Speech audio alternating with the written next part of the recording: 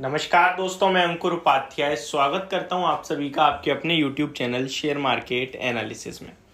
दोस्तों, बात करेंगे आईटी स्टॉक्स के बारे में, क्योंकि यहाँ पे जो गिरावट का सिलसिला है वो रुकने का नाम नहीं ले रहा है। कंटिन्यू आप लोग गिरावट देख रहे हैं एंड मैं बात करूंगा आईटी के लार्ज कैप 5 स्टॉक्स के बारे में।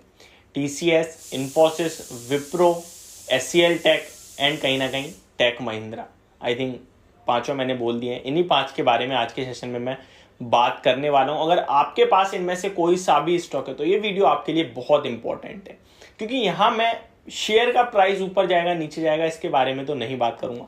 बाकी जो भी चल रहा है आईटी स्टॉक्स में, ये जो गिरावट का सिलसिला है, क्यों गिर रहे हैं, कब तक गिरेंगे, आपको कैसे अपनी पोजीशन को मेंटेन करना चाहिए, क्या यहाँ खरीदना चाहिए या फिर माल छोड़ देना चाहिए, यही सारे सवाल लोगों के दिमाग में शायद मैं आज आपके क्लियर करने की कोशिश करूंगा। थॉट जो भी है वन साइडेड थॉट हो जाएंगे और उसके बाद आप डिसीजन इजीली ले पाओगे। तो चलिए दोस्तों, बिना किसी देरी के वीडियो को आगे बढ़ाता हूं, लेकिन उससे पहले आप सभी से एक रिक्वेस्ट है यार, जो लोग चैनल पे पहली बार आए हैं वो प्लीज इसको सब्सक्राइब कर ले, नोटिफिकेशन बेल आइकन दबा दें ताकि मेरी वीडियो आप लोगों तक पहुंचे सबसे पहले। एंड गाइस, ये वीडियो इन्फॉर्मेटिव लगे तो प्लीज यार इसको लाइक कर देना ताकि मुझे मोटिवेशन मिलती रहे।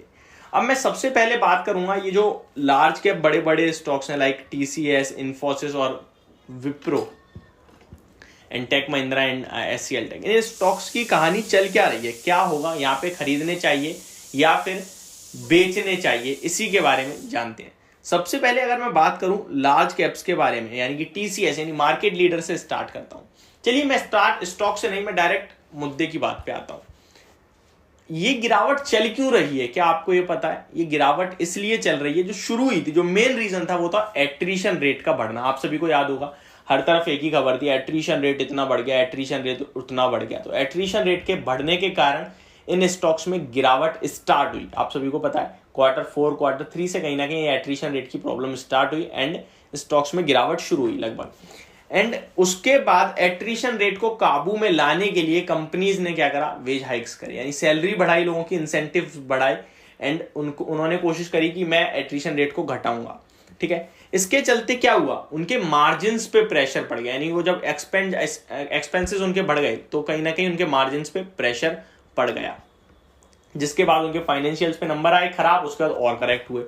अब कंपनी ने अपने वेज हाइक्स को लेकर भी बोल दिया स्पेशल कि भैया अब नहीं करेंगे इससे ज्यादा, और कहीं ना कहीं जो एट्रिशन रेट बढ़ रहा था उसको भी काबू में करने के लिए कंपनीज ने क्या करा कि जो बड़े एम्प्लॉयज अगर हमारी कंपनी छोड़ेंगे तो इन कंपनीज में भी आपको नौकरी नहीं मिलेगी।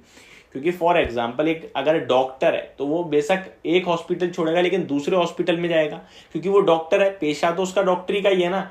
ऐसे ही आईटी में अगर कोई टेक्नोलॉजी का बंदा है, वो हो सकता है TCS छोड़े विप्रो में जाए। एक कंपनी को एट्रिशन रेट बढ़ा रहा है लेकिन एक को तो एडिशन हो रहा है ना। तो कंपनी ने कह दिया अगर आप हमारी कंपनी छोड़ोगे तो किसी भी तो नहीं, बट कुछ कंपनीज में आपको, जो नामी बड़ी कंपनीज है उनमें आपको जॉब नहीं मिलेगी। तो एट्रिशन रेट काबू में करने के लिए ये सब करा। जब कहीं ना कहीं अब नेक्स्ट क्वार्टर से आपको एट्रिशन रेट पे काबू होता हुआ दिखेगा तो कंपनी के लिए एक नई प्रॉब्लम आ गई। वो प्रॉब्लम क्या थी, अब ये एट्रिशन रेट वाला पे कट मार दीजिए, यानी ये प्रॉब्लम सॉल्व ऑलमोस्ट हो चुकी है। ऑलमोस्ट हुई है, पूरी नहीं, ऑलमोस्ट कह रहा हूं मैं। ठीक है, Q3 के से पूरी सॉल्व हो जाएगी। नेक्स्ट प्रॉब्लम आई यूएस से। अब जो यूएस में प्रॉब्लम है वो पूरे यूएस के लिए, केवल आईटी स्टॉक्स के लिए नहीं। आपको सभी को पता है कि आईटी स्टॉक्स का मैक्सिमम कहीं ना कहीं कारोबार यूएस से होता है। अब यूएस में क्या बात चल रही है कि ग्रोथ को स्लो करने की, यानी ग्रोथ को स्लो क्यों करने की, क्योंकि इन्फ्लेशन रेट वहां पे बहुत पीक पे, हायर एंड पे चल रहा है। अब उसको काबू में करने के लिए ग्रोथ को स्लो डाउन करना होगा। अगर ग्रोथ स्लो डाउन होती है तो आईटी स्टॉक्स पे प्रेशर पड़ेगा, इंडियन आईटी स्टॉक्स पे भी। एंड इसी का डर अभी मार्केट को लग रहा है, इसी के चलते इन स्टॉक्स में अभी आपको तेजी देखने को नहीं मिल रही। अब इतनी सारी बातों से क्या मुद्दा निकला, अभी तक क्या मैंने काम की बात करी कोई? डेफिनेटली काम की बात कर चुका हूं मैं, लेकिन आप नहीं समझ पाए, ये प्रॉब्लम है। मैं और अच्छे से समझाने की कोशिश करता हूं। मान लीजिए स्टॉक फ्यूचर को डिस्काउंट करने की कोशिश कर रहा है कि भैया आगे चल के प्रॉब्लम हो सकती है, हम गिर जाते हैं, तो उसी डर से गिरा हुआ है, सारे स्टॉक गिरे हुए हैं। अब आप मुझे बताइए, क्या ग्रोथ अगर ग्रोथ स्लो होती है तो क्या दोबारा तेज नहीं होगी? क्या अमेरिका का हमेशा के लिए रिसेशन में चला जाएगा? क्या हमेशा इन्फ्लेशन हायर पीक पे रहेगा? नहीं होगा। अब सप्लाई बढ़ने के कारण कहीं, अगर आप एक बात बताइए, जब डिमांड ऊपर आ रही है, ठीक है, तो क्या है भाई, इन्फ्लेशन ऊपर आ गया है। अभी इन्फ्लेशन ऊपर है, डिमांड ऊपर है, तो डिमांड को कम करने के लिए इंटरेस्ट रेट कहीं ना कहीं बढ़ रहे हैं, तो डिमांड कम होगी, ग्रोथ होगी। जब हो जाएगी उसके बाद दोबारा से ऊपर लाइए, तो साइकिल है ना, ये थोड़ी यहाँ होगा तो यहीं रहेंगे हमेशा, ऐसे घूम के ऊपर भी जाएंगे ना, तो जब ऊपर जाएंगे तो फिर से स्टॉक्स भागेंगे। तो पूरा मुद्दा ये निकल के आ रहा है, अगर आप समय दे सकते हो इन आईटी स्टॉक्स को लगभग 12 महीने, 2 साल, 2.5 साल, तो यहाँ कोई दिक्कत नहीं है। लेकिन अगर आपके पास समय नहीं है, आपको पैसे की नीड है, या फिर आपको इन स्टॉक से डर लगने लगा है, आप कहोगे मैं नहीं बेच सकता, हर दिन आप कहते हो अपने आप को कल बढ़ेगा हर दिन, तो आप बेच दो। पता है क्यों? क्योंकि आपका पेशेंस लेवल हायर एंड पे आके टेस्ट होगा, एंड जिस दिन बड़ी करेक्शन होगी आप बेच दोगे। इससे अच्छा है आप पहले ही बेच दो।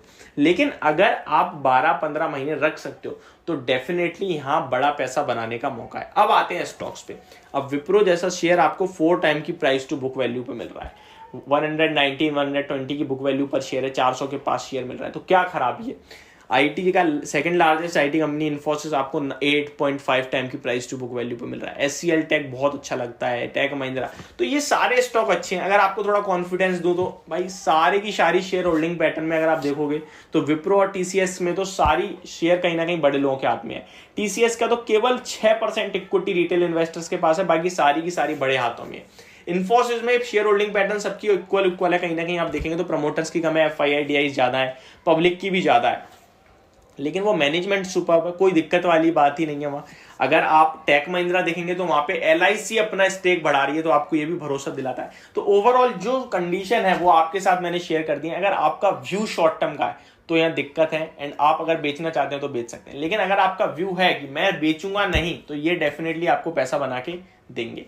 तो ये मेरी पूरी वीडियो होप आपको समझ में आई होगी। Thank you so much for watching this video. Have a great day.